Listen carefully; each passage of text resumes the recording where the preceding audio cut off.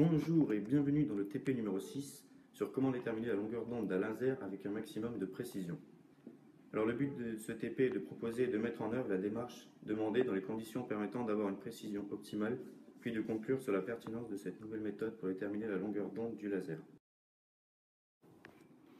Alors maintenant nous allons voir le protocole afin d'obtenir une longueur d'onde. Alors il faut mettre un laser et les fentes de Young à une extrémité d'un banc optique, en ajouter un écran à l'autre extrémité du banc, à une distance D des fentes. Il faut connecter la caméra numérique à l'ordinateur et au logiciel Mesuring. Il faut allumer le laser, filmer avec la caméra à l'écran. Ensuite, on mesure l'interfrange avec Mesuring. Il faut recommencer l'opération pour toutes les fentes de Young. Ensuite, nous rentrons les valeurs dans le tableur Excel. Nous calculons 1 sur B grâce à Excel. Nous affichons la courbe qui représente les variations en fonction de 1 sur B.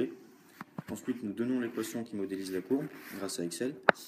Et ensuite, on en déduit le coefficient directeur de la droite, qui est la longueur d'onde lambda. Alors là, on va voir sur la mise au point de la caméra. Il faut faire attention puisque souvent sur l'écran, on obtient une zone floue. Donc alors pour régler cette mise au point, il faut tourner le pas de vis qui est à l'avant de la caméra et ainsi régler la mise au point et obtenir une image nette.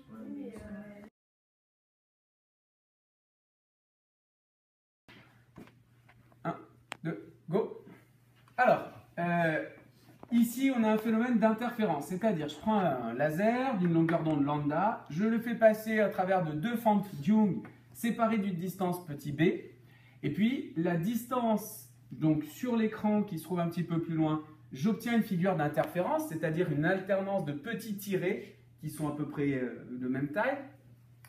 Ce qu'on appellera l'interfrange, c'est la distance, attention, du milieu de la zone sombre ici au milieu de l'autre zone sombre après. Ça, c'est ce qu'on appelle l'interfrange. Grand D, c'est la distance fente-écran. On a vu en classe que I égale lambda D sur B. On a établi cette relation. Ce qui m'intéresse, moi, c'est par une méthode graphique, grâce au tracé d'une courbe, d'obtenir la valeur de lambda. Alors, ce qu'on sait, en mathématiques, hein, si j'ai une équation du type y égale à x, c'est-à-dire si j'ai une fonction affine linéaire avec x ici, y là, et bien le coefficient directeur, la pente sera petit a. Comment m'arranger, moi, pour que la longueur d'onde que je cherche corresponde au coefficient directeur? Eh bien, on va faire une boîte et on va dire que i, je vais le mettre sur l'axe des ordonnées, et je fais une autre boîte ici en disant que D sur B, je vais le mettre en abscisse. Ce qui me permettra de dire que I égale lambda fois D sur B. Et si je refais des mesures de manière à avoir cette grandeur-là en X et cette grandeur-là sur l'axe des ordonnées, dans ce cas-là, par identification, eh ben, la longueur d'onde du laser sera équivalente à la pente de la droite. Ça veut dire quoi? Ça veut dire que sur mon graphique, en abscisse, je vais mettre D sur B. En ordonnée, je mets la valeur de l'interfrange.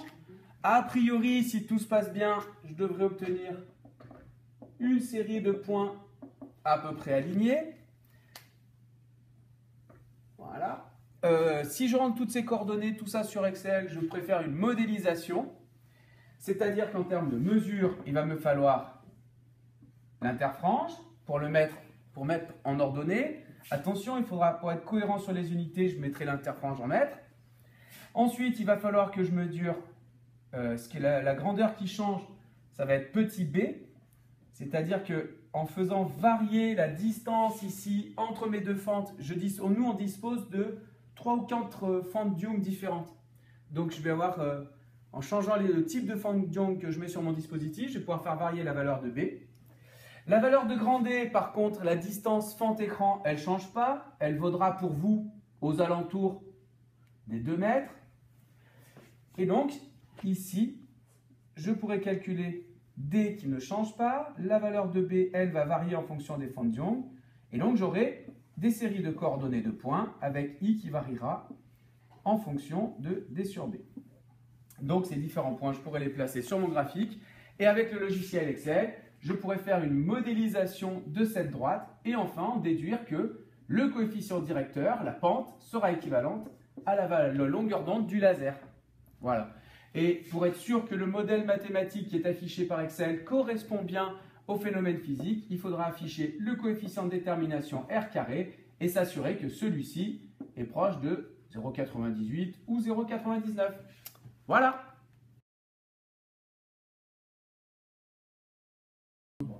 Alors là, nous allons voir comment prendre des mesures grâce à Mesuring.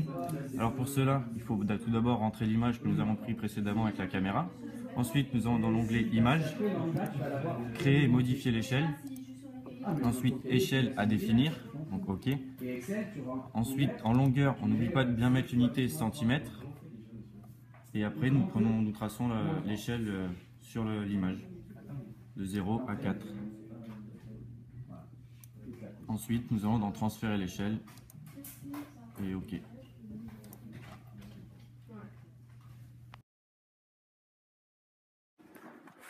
Nous avons trouvé une erreur de l'ordre relatif de 28% sur notre mesure de lambda. Cette erreur est due à certaines causes qui sont entre autres une mauvaise mesure de l'interfrange, une mauvaise position de l'écran, la valeur de D qui peut changer, et il y a 10% d'erreur sur l'écart des fentes de Young. Le but du TP était d'avoir une mesure optimale pour déterminer la longueur d'onde du laser, donc nous avons vu que la méthode de l'interférence est plus précise que la méthode de diffraction.